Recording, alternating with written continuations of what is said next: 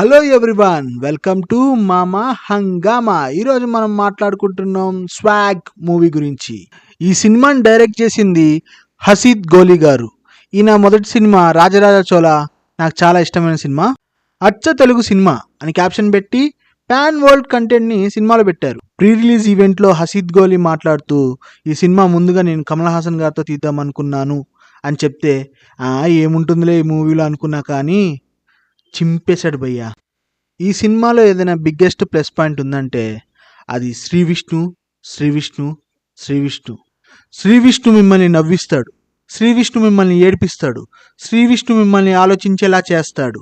ఓవరాల్గా Shri Vishnu king of content అనే నేమ్కి న్యాయం చేశాడు. నాకైతే పర్సనల్గా తాగుదామా అనే బాబుతి క్యారెక్టర్ బాగా నచ్చింది.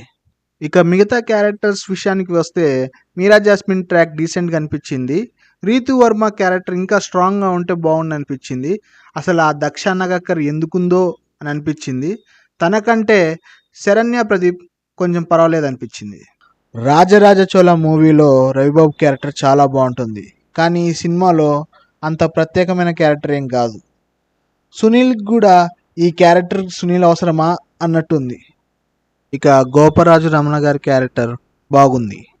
వివేక్ సాగర్ బీజిఎం బాగుంది, కానీ ప్రొడక్షన్ వాల్యూసే కొంచెం అటు ఇటు అయ్యాయి అనిపించింది.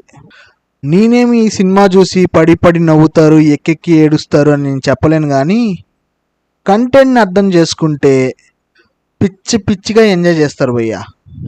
So adios Amigos. మీకు కనుక నా కంటెంట్ నచ్చితే లైక్ చేయండి, షేర్ చేయండి, సబ్స్క్రైబ్ చేయండి. అర్రే వీడు మాకు ముందు నుంచే తెలిసే అని రేపు ఛానల్ పాపులర్ అయిన తర్వాత చెప్పుకోవడానికి బాగుంటుంది. ప్లీజ్.